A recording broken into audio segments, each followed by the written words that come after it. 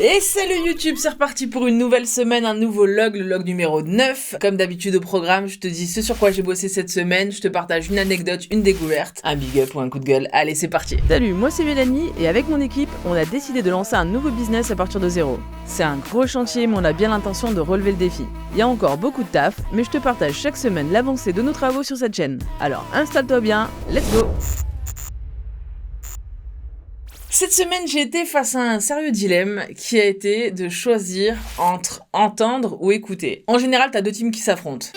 Oui, il faut absolument que tu écoutes tes clients, que tu prennes note de toutes leurs remarques et que tu fasses évoluer ton produit en fonction de leurs retours. Surtout, n'écoute pas tes clients, reste focus sur tes objectifs et ta vision. Si tu les écoutes trop, tu vas partir de travers. Et voilà, moi j'étais un peu dans le dilemme là cette semaine. Alors c'est sûr, quand les avis sont positifs, t'as envie de les écouter. Quand ils sont négatifs, c'est un petit peu plus compliqué. Moi je crois vraiment que c'est une question de limite. C'est-à-dire que entendre ses clients, c'est bien. Les écouter, pas toujours. Moi par exemple, si j'écoutais tout ce que disent mes clients, je changerais mon produit tous les jours. Et en fait, je pense que c'est un équilibre à trouver entre tes intuitions, ta vision et les retours de tes clients. Et franchement, cette semaine, c'était pas marrant parce que comme on a sorti la nouvelle version de Charlie, alors si t'arrives sur cette chaîne que tu connais pas Charlie, c'est un logiciel qui te permet d'aller chercher les témoignages de tes clients en vidéo et c'est le logiciel que je développe. Et comme j'ai sorti une nouvelle version la semaine dernière, forcément, j'ai des retours clients. Donc moi, cette semaine, en gros, ce que j'ai fait, c'est que j'ai entendu tout ce qui a été dit, aussi bien les points ultra positifs que les points négatifs. Par contre, j'ai décidé de ne pas tout écouter. Voilà, j'ai fait ce choix d'en mettre certains de côté. Après, on nous a toujours dit le client est roi et qu'il faut le satisfaire à tout prix. Sauf que répondre à l'ensemble de ces exigences, c'est aussi prendre un risque sur la viabilité de ton projet. Chaque client est différent, chaque client est unique et ses attentes sont forcément très personnelles. Et prendre une décision, tu dois toujours le faire en essayant d'avoir l'impact le plus global et pour que ça serve le maximum de personnes. Et donc forcément, tu vas créer des gens qui sont un petit peu déçus.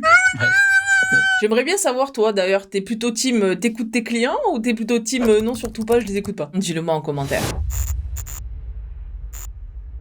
Au niveau des chiffres, cette semaine, ça repart à la hausse et ça me fait bien kiffer. 11 utilisateurs, 14 nouveaux témoignages.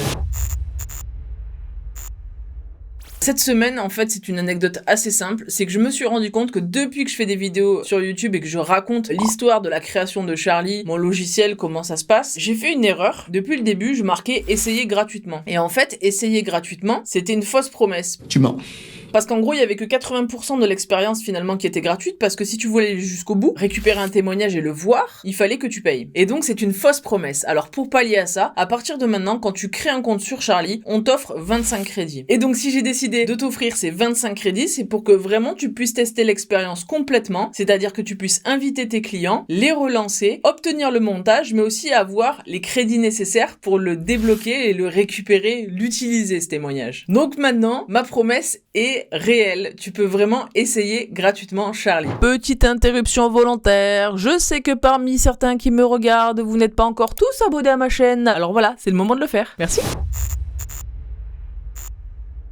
Pour repositionner un petit peu le contexte, je sais pas si tu as déjà entendu parler des termes inbound et outbound marketing. Le principe de l'inbound, c'est qu'en fait, ton prospect va venir vers toi. Par exemple, si tu fais de la création de contenu, comme je fais moi sur YouTube, les gens me découvrent et certains ont envie d'en savoir plus sur Charlie et vont s'inscrire ou découvrir mon outil, mes services, prendre rendez-vous dans mon agenda. Tandis que l'outbound, c'est différent. C'est toi qui vas vers tes clients, vers tes prospects plutôt. Par exemple, quand tu fais de la prospection téléphonique, c'est de l'outbound. Et il faut savoir que moi, je suis pas du tout outbound.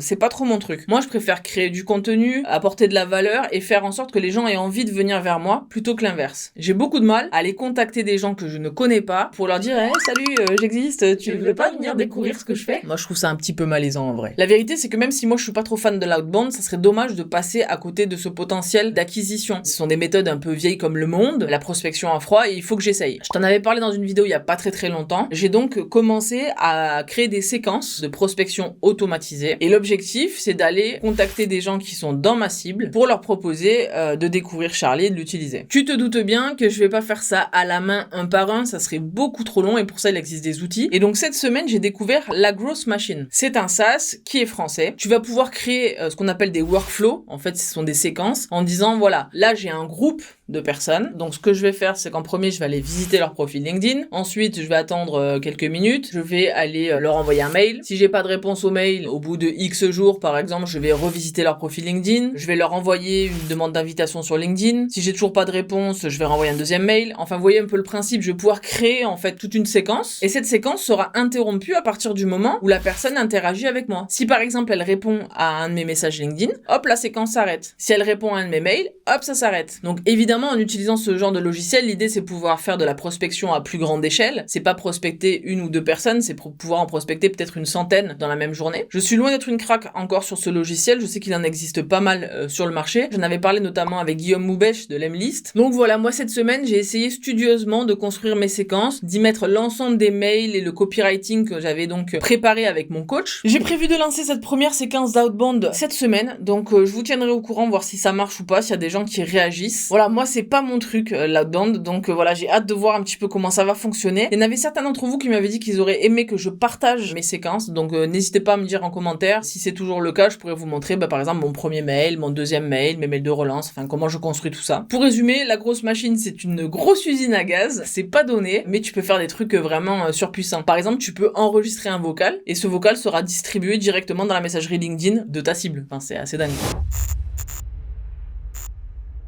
Alors cette semaine, gros moment de drama, ça ne sera pas un big up, mais un véritable coup de gueule. J'ai découvert une stat édifiante. 100% des gens qui regardent ma chaîne, j'ai pas dit 97, 98 ou 99, non, 100% des gens qui regardent ma chaîne sont des mecs. J'ai une question alors, où sont les femmes ?